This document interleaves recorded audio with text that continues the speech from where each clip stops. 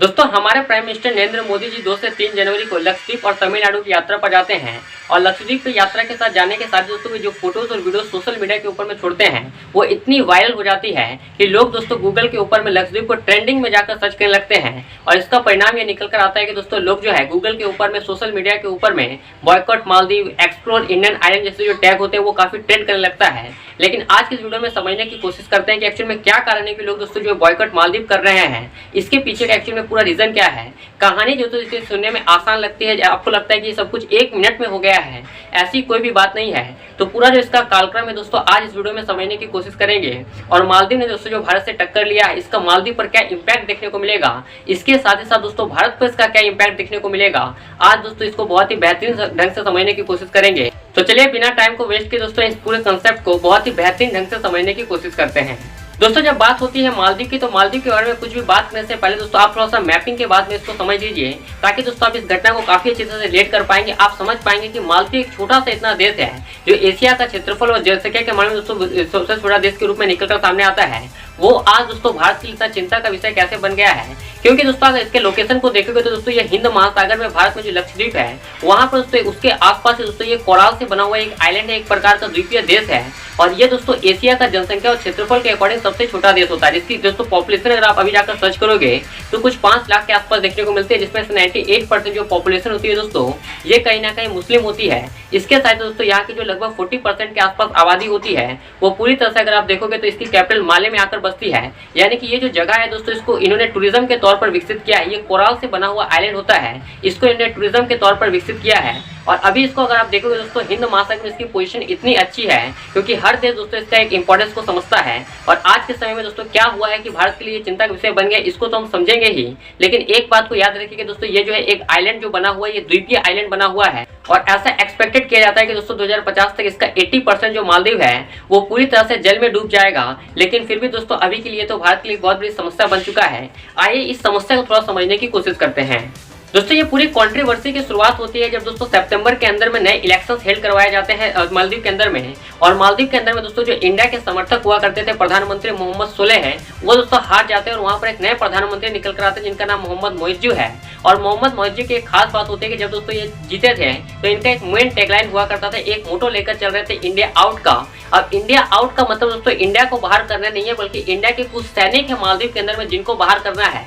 इसकी अगर हम बात करते हैं तो दोस्तों एक समय हुआ करता था, या फिर अगर आप देखोगे तो एक समय हुआ करता था जब दोस्तों इंडिया ने अपने कुछ हेलीकॉप्टर्स वगैरह को दोस्तों मालदीव को दिए थे, तो उन सबको चलाने के लिए दोस्तों उसके बारे में ट्रेनिंग देने के लिए, इसके साथ ही बहुत सारे राहत के काम के लिए हो, बहुत सारे आर्थिक सहायताएं प्रदान करने के लिए बहुत सारे जो सैनिक होते हैं वो हमारे दोस्तों मालदीव के अंदर में हुआ करते हैं, जिनका नंबर कुछ दोस्तों 75 से 70 के आसपास हुआ करता था।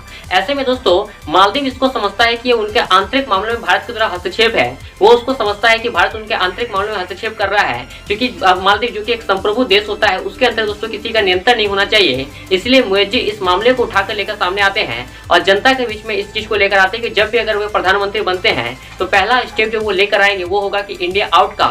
और इसका परिणाम हमें देखने को मिलता है जब उनकी पार्टी बनती है मालदीव के अंदर में सितंबर में, जो उनकी विन होती है, जब वे जीतते हैं। और इसी के साथ ही दोस्तों एक हफ्ते के भीतर ये अनाउंस करते हैं कि 75 के आसपास या 70 के आसपास जितने भी सैनिक है मालदीव के अंदर में इंडिया के, उनको वे बाहर करने का ऑर्डर दे चुके हैं। अब इस चीज को लेकर दोस्तों काफी सारे बातें हुई। उसके बाद दोस्तों इसमें हम डिटेल में जाना नहीं कोशिश नहीं करेंगे, क्योंकि ये भी एक अलग मुद्दा निकलकर सामने आता है। अगर हम इसको पूरा डिटेल में डिस्कस करने लगेंगे तो ये वीडियो काफी ज्यादा लंबा हो जाएगा। लेकिन इस विषय को लेकर दोस्तों आपको पता होगा अभी COP28 का समिट हुआ था यूएई के अंदर में, वहां पर प्राइम मिनिस्टर नरेंद्र मोदी जी की बैठक हुई थी इनके साथ में। ऐसे में दोनों के बीच में बैठक में ये बात निकलकर सामने आई होगी, तो ऐसे में उन्होंने बिना कुछ बात किए ही इंडिया के द्वारा ऑफिशियली कंफर्मेशन दिए बिना ही दोस्तों मोदी ने कंफर्म कर दिया था कि 75 जितने सोल्जर्स हमारे मालदीव के अंदर में है उनको वापस करने का डिसीजन फाइनल कर दिया गया है। लेकिन वहां पर भी किसी तरह की बात जो है दोस्तों किसी भी तरह की समझौता नहीं हो पाया और मालदीव अपने बातों पर अड़ रहा, मोइज्जू अपने बातों पर अड़े रहे कि उनका जो पहला एक्शन है वो पूरा करने वाले हैं, 75 सैनिकों को दोस्तों वो बाहर करने वाले हैं। अब दोस्तों मोहम्मद मोइज्जू की ये पॉलिसी को आप इसी से समझ पाओगे कि कोई भी दोस्तों प्रेसिडेंट बेसिकली आप जानते हो कि चूंकि मालदीव दोस्तों जो है भारत के सबसे निकट होता है, ऐसे में दोस्तों किसी भी प्रकार की अगर समस्या कल को दोस्तों मालदीव फेस करेगा तो उसमें सबसे पहले सहायता दोस्तों हमारे द्वारा की जाएगी। फ्यूचर में इसके अलावा दोस्तों अगर आप पास्ट में भी जाकर देखोगे तो काफी सारी जो सहायता है वो भारत ने ही प्रदान की है, चाहे वो कोविड-19 का मामला हो, चाहे 1986 के अंदर दोस्तों जब सत्ता परिवर्तन हो रहा था उस समय भी हमने उनकी सहायता किया था। इसके अलावा अन्य जितने भी समस्याएं होती है उसमें भारत सबसे पहले निकलकर सामने आता है। अभी कुछ दिनों पहले ही जब दोस्तों सोलेह की सरकार हुआ करती तो वहां पर दोस्तों $1 बिलियन का एड हमने दिया था। तो काफी सारे दोस्तों लाइन ऑफ क्रेडिट वगैरह भी हम दोस्तों मालदीव को देते रहते हैं। तो सबसे पहले ज्यादा जो मदद की जाती है दोस्तों वो मालदीव को हमारे द्वारा की जाती है। ऐसे में इसका एक बहुत बड़ा चांस हमें ये देखने को मिलता है कि पहले जो प्राइम मिनिस्टर हुआ करते थे, चाहे वो मोहम्मद सोलेह हो चाहे वो मोहम्मद यामीन हो, वो जब भी दोस्तों बने हो तो सबसे पहले भारत के दौरे पर आया करते थे। लेकिन मोहम्मद मोइजी दोस्तों पूरी तरह से एक प्रो चाइना होते हैं, जो कि दोस्तों सबसे पहले प्राइम मिनिस्टर बनने के साथ ही दोस्तों सबसे पहले जाते हैं दोस्तों तुर्की की यात्रा पर, जो कि भारत विरोधी बयानबाजी के लिए जाना जाता है। और अब दोस्तों वे जो है चाइना की यात्रा पर गए हुए हैं। तो आप इसका स्टांस इसी तरह से देख सकते हो कि कोई भी प्राइम मिनिस्टर जब पहले मालदीव के अंदर में बनता तो सबसे पहले भारत की यात्रा पर आता था, लेकिन अब दोस्तों वो जो है सीधे दोस्तों चाइना की यात्रा पर और सीधे दोस्तों तुर्की की यात्रा पर गया हुआ है। इसका साफ स्टांस ये होता है कि दोस्तों जो मोइजी है वो पूरी तरह से एंटी इंडिया एक्टिविटी रखते हैं। अब दोस्तों अपनी कहानी में वापस आते हैं, जिसके बाद हमने दोस्तों वीडियो के पहले में की थी। अब दोस्तों इसकी कहानी की यहाँ से शुरुआत होती है जब दोस्तों बात से दोनों ही देशों के बीच में किसी तरह से समझौता नहीं बन पाता है। तब दोस्तों 2 से 3 जनवरी को, जैसा कि मैंने आपको पहले वीडियो के बोला कि प्राइम मिनिस्टर नरेंद्र मोदी दोस्तों लक्षद्वीप की यात्रा पर जाते हैं, क्योंकि लक्षद्वीप और मालदीव के बीच की जो दूरी है दोस्तों वो 300 नॉटिकल मिल्स के आसपास की होती है। तो काफी नजदीक में ये लोग स्थित होते हैं। तो दोनों के जो फिजिकल कंडीशन होते हैं वो लगभग एक जैसा ही होता है। जिनको लक्षद्वीप के बारे में नहीं पता तो उनको हम बोल देते हैं कि लक्षद्वीप हमारे 8 यूटी में से एक यूटी यूनियन टेरिटरी होता है, जहाँ पर दोस्तों सीधे तरह से केंद्र का शासन किया जाता है। इन यूटी के अंदर में दोस्तों 36 छोटे छोटे आइलैंड होते हैं, जो कि दोस्तों कोराल से बने हुए हैं, जिनमें से 10 से 11 में दोस्तों मानव अधिवास है। बल्कि बचे हुए जितने भी आइलैंड होते हैं वहाँ पर या तो कोई दोस्तों जो वहाँ की जो लोकल प्रजातियां होती है या फिर जो आदिवासी जनजातियां होती है वो वहाँ पर निवास करती है। और ये भी दोस्तों जिस तरह से हम लोग मालदीव को उसकी खूबसूरती को देखते हैं, उसी प्रकार से दोस्तों हमें जो है लक्षद्वीप के अंदर में खूबसूरती देखने को मिलती है। और इसी को दोस्तों एक वीडियो के माध्यम से, फोटोज के माध्यम से प्राइम मिनिस्टर नरेंद्र मोदी जी ने शेयर करने का प्रयास किया और बताने का प्रयास किया कि यात्रा करते समय किसी दूसरे देश में जाकर पैसे खर्चा करने से पहले कभी अपने देश के आइलैंड में ही आकर पैसा खर्च करके देखिए। और इसका परिणाम निकलकर ये सामने आता है कि दोस्तों ये वीडियो और फोटोज काफी ज्यादा वायरल हो जाते हैं। लोग अलग अलग तरह से इसको डिप्लोमेटिक चाल की तरह देखने लगते हैं कि यहाँ पर प्राइम मिनिस्टर नरेंद्र मोदी जी का उद्देश्य ये रहा है फिर लोगों को दोस्तों लक्षद्वीप की याद दिलाना, लोगों को लक्षद्वीप की ब्यूटी से अवगत करा के जो हमारे टूरिज्म होते हैं, बहुत बड़ा जो टूरिज्म हमें देखने को मिलता है मालदीव के अंदर में। अब जिन लोगों को नहीं पता दोस्तों मालदीव की इकोनॉमी के बारे में, तो आपको जानकर हैरानी होगी कि जो मालदीव है वो बेसिकली टूरिज्म के लिए ही विश्वविख्यात होता है, क्योंकि इसका जो दोस्तों जीडीपी का 1/4 हिस्सा है, 1/4 हिस्सा है वो दोस्तों पूरी तरह टूरिज्म पर डेवलप्ड है।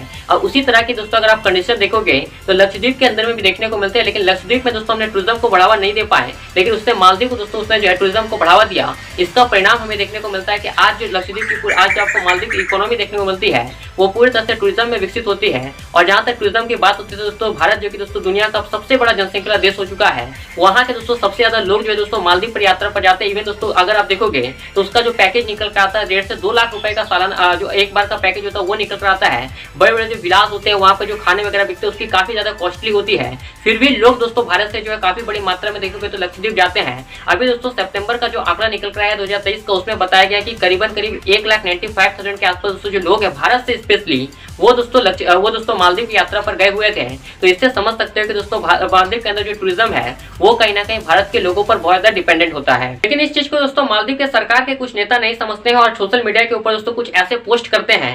वे कहते हैं कि भारत का जो ट्रेडिशन है वो काफी ज्यादा खराब होता है। वे कहते हैं कि जो प्राइम मिनिस्टर नरेंद्र मोदी जिस कपड़े में वहां पर घूम रहे हैं वो पूरी तरह से जोकर की तरह दिख रहे हैं। वे कहते हैं कि मालदीव जो है दोस्तों जिस तरह से खूबसूरत है, मालदीव जिस तरह से साफ सुथरा होता है, उस तरह से लक्षद्वीप कभी भी साफ सुथरा नहीं होता है। और इस चीज को लोगों को देखकर दोस्तों लोगों में नेशनलिज्म की भावना जगती है, एक राष्ट्रवाद यहाँ पर निकलकर सामने आता है। और उसके बाद दोस्तों ट्विटर के ऊपर में देखोगे या पूरे सोशल मीडिया के ऊपर में दोस्तों बॉयकॉट मालदीव के नारे ट्रेंड होने लगते हैं।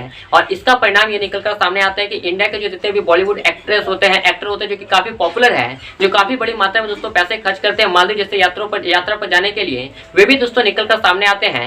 एक्सप्लोर इंडियन आइलैंड का जो टैगलाइन होता है वो काफी ज्यादा ट्रेंड करने लगता है। और इसका परिणाम ये निकलकर हमें देखने को मिलता है अभी के समय में कि काफी ज्यादा दोस्तों जो होटल्स की बुकिंग करी थी मालदीव की उसको कैंसिल कर दिया जाता है। जो रेलवे के टिकट होते हैं, जो ट्रेन के टिकट बुकिंग किए गए थे, उसको दोस्तों पूरी तरह से कैंसिल करा लिया गया है बहुत से लोगों के द्वारा। तो एक बहुत बड़ा इंपैक्ट दोस्तों हमें देखने को मिलता है। और अब लोग दोस्तों जो है मालदीव के सब्स्टिट्यूट के रूप में दोस्तों जो है अब जो है दोस्तों लक्षद्वीप को देख रहे हैं। तो पूरा घटनाक्रम तो दोस्तों आपको समझ में आ गया होगा कि पहले से लेकर अभी तक क्या हुआ है। और अभी अगर हम बात करते हैं तो इसमें कुछ बातें चल रही है।